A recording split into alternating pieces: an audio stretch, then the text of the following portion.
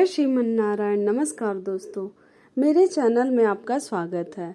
आज मैं आप लोगों को पितृपक्ष में पितरों का तर्पण कैसे करें, पिंड दान करने की सही तिथि और श्राद्ध की संपूर्ण जानकारी दूंगी। किस तिथि को श्राद्ध नहीं किया जाएगा ये भी बताऊंगी, इसलिए आप लोग मेरे वीडियो में अंत तक बने रहें। वीडियो को स्किप ना करें और ध्यान से सुने। और जो लोग मेरे चैनल पे नए हैं वो चैनल को सब्सक्राइब कर लें। अगर आप लोगों को पितृपक्ष से जुड़ी कोई भी प्रश्न करने हो तो आप लोग कमेंट बॉक्स में कमेंट करके पूछ सकते हैं। हिंदू धर्म में पितृपक्ष का विशेष महत्व होता है। धार्मिक मान्यताओं के अनुसार पितृपक्ष की अवधि में तर्पण, पिंड दान व श्राद्ध कर्म किया जाता है। इस समय जो व्यक्ति अपने पितरों का तर्पण, पिंड दान व श्राद्ध कर्म करता है उन्हें अपने पितर का आशीर्वाद प्राप्त होता है। श्राद्ध करने से जीवन में आ रही कई प्रकार की समस्याएं दूर हो जाती हैं और उनका जीवन सुखमय हो जाता है। इसके साथ ही पितृपक्ष की अवधि में दान करने का विशेष महत्व होता है। दान करने से व्यक्ति को विशेष लाभ प्राप्त होता है। हर साल पितृपक्ष की शुरुआत भाद्रपद माह के शुक्ल पक्ष की पूर्णिमा तिथि से प्रारंभ होती है, जो अश्विन मास के कृष्ण पक्ष की अमावस्या तक रहती है। इस साल पितृपक्ष की शुरुआत भाद्रपद मास के शुक्ल पक्ष की पूर्णिमा तिथि 29 सितंबर 2023 दिन शुक्रवार से हो रही है, जो 14 अक्टूबर 2023 दिन शनिवार तक रहेगा। पंचांग के अनुसार 29 सितंबर 2023 दिन शुक्रवार को दोपहर 3:26 तक भाद्रपद पूर्णिमा है। इसके बाद अश्विन मास के कृष्ण पक्ष की पहली तिथि प्रतिपदा शुरू हो जाएगी। इसलिए पितृपक्ष से संबंधित सभी कार्य 14 सितंबर तक ही संपन्न कर लेना बेहतर होगा। अब मैं आप लोगों को पितृपक्ष में तर्पण कैसे करें ये बता रही हूँ। हर साल पितरों को समर्पित एक निश्चित समय में पूर्वजों का तर्पण किया जाता है।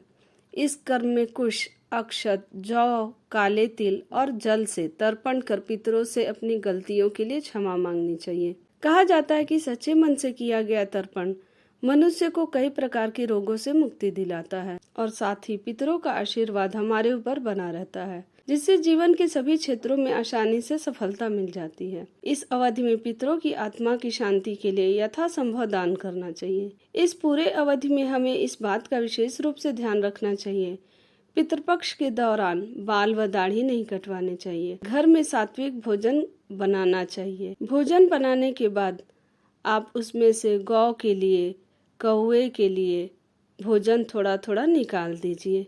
आपको इस पूरे समय में तामसिक भोजन जैसे कि मांस, मछली, प्याज, लहसुन, मदिरा आदि का सेवन नहीं करना चाहिए। श्राद्ध या तर्पण करने से न केवल हमारे पितरों का आशीर्वाद प्राप्त होता है, बल्कि हमारे जीवन से पितृदोष से भी मुक्ति मिलती है। इसके साथ ही पितरों की आत्मा को शांति मिलती है, लेकिन इसके लिए सही विधि मालूम होना बेहद जरूरी होता है। जिस तिथि को आपके माता पिता, दादा दादी या परिवार के किसी सदस्य की मृत्यु हुई हो, उस तिथि पर ही उस व्यक्ति का तर्पण या श्राद्ध करना चाहिए।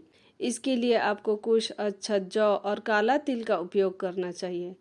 तर्पण करने के बाद पितरों से प्रार्थना करनी चाहिए ताकि वे संतुष्ट होकर आपको खुशहाल रहने का आशीर्वाद दें। जब आप देवताओं के लिए तर्पण करें तो उस समय आपका मुख पूर्व दिशा की ओर होना चाहिए। साथ ही आपके हाथ में कुश और अक्षत भी होनी चाहिए। देवताओं के लिए तर्पण करने के बाद जौ और कुश लेकर ऋषियों के लिए तर्पण करें। इसके बाद दक्षिण दिशा की ओर अपना मुख कर लें। जौ और कुश से मानव तर्पण करें। सबसे अंत में दक्षिण दिशा में मुख कर लें और काले तिल व कुश से पितरों का तर्पण करें।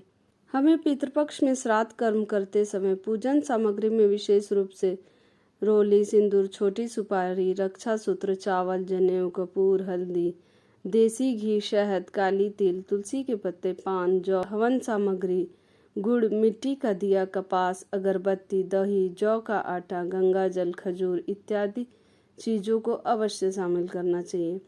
पितृपक्ष में इन सामग्री को पूजन में शामिल करने से पितर प्रसन्न हो जाते हैं। पितृपक्ष में स्नान, दान, पिंड दान और तर्पण करने से पितरों की आत्मा को शांति मिलती है।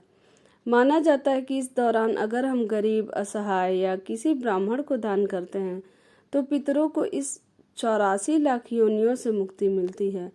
कहा जाता है कि पितृपक्ष के इस समय में पितर यमलोक से धरती पर आते हैं और अपने वंशजों को आशीर्वाद देकर यमलोक चले जाते हैं। तो ऐसे में हिंदू धर्म में दान करने का सबसे पुण्य कार्य बताया गया है। पितृपक्ष की अवधि में गौ दान को सबसे श्रेष्ठ माना जाता है। मान्यता है कि गौ माता का दान करने से व्यक्ति को सुख समृद्धि का आशीर्वाद प्राप्त होता है और पितरों को श्री हरि के चरणों में स्थान प्राप्त होता है। इसलिए आप इस दौरान गौ का दान भी कर सकते हैं। इस दौरान आप गुड़ का भी दान कर सकते हैं। ऐसा करने से पारिवारिक जीवन में मिठास आती है और पूर्वजों का आशीर्वाद बना रहता है, जिससे कई प्रकार की समस्याएं भी दूर हो जाती हैं। साथ ही आपको मानसिक तनाव से भी मुक्ति मिलती है। श्राद्ध पक्ष के दौरान गाय की घी का दान भी सबसे शुद्ध माना जाता है। ऐसा करने से सुख समृद्धि की प्राप्ति होती है। इसके साथ ही जिन जातकों की कुंडली में पितृ दोष है, उन्हें भी विशेष लाभ प्राप्त होता है। पितृपक्ष में सफेद चावल और काली तिल का विशेष प्रयोग किया जाता है। इसलिए किसी भी जरूरतमंद व्यक्ति को पितृपक्ष की अवधि में गेहूं, चावल अथवा तिल का दान अवश्य करना चाहिए। ऐसा करने से पितृ दोष समाप्त होता है। इसके साथ ही विभिन्न प्रकार के कार्यों में सफलता मिलती है। धार्मिक मान्यताओं के अनुसार पितृपक्ष के दौरान स्वर्ण दान को बहुत ही लाभकारी माना जाता है। इसलिए सामर्थ्य अनुसार किसी भी व्यक्ति को स्वर्ण दान कर सकते हैं। ऐसा करने से पारिवारिक जीवन में उत्पन्न हो रहा विवाद दूर होता है। पूर्वजों की कृपा से जीवन में आने वाली कई तरह की परेशानियां दूर होती हैं। दरअसल श्राद्ध न होने पर मृत पितरों की आत्मा को पूरी तरह से मुक्ति नहीं मिल पाती है, जिसकी वजह से लोगों को कई तरह की परेशानियां होती हैं। इसलिए श्राद्ध और तर्पण के लिए पितृपक्ष का विशेष महत्व माना जाता है। पूरे पितृपक्ष में तिथि के अनुसार श्राद्ध करने का विधान होता है। अगर किसी को मृत्यु की तिथि की जानकारी नहीं हो तो उन्हें सर्व पितृ के दिन श्राद्ध कर देना चाहिए। एग्जाम्पल के तौर पे बता रहे हैं, अगर किसी की मृत्यु एकादशी तिथि पे हुई है तो एकादशी के दिन, मतलब कि 9 अक्टूबर दिन सोमवार एकादशी के दिन उसका श्राद्ध और पिंडदान करना चाहिए। अगर किसी की तिथि की जानकारी नहीं हो तो अमावस्या के दिन उनका श्राद्ध और पिंडदान कर सकते हैं। 10 अक्टूबर मंगलवार को कोई श्राद्ध नहीं है।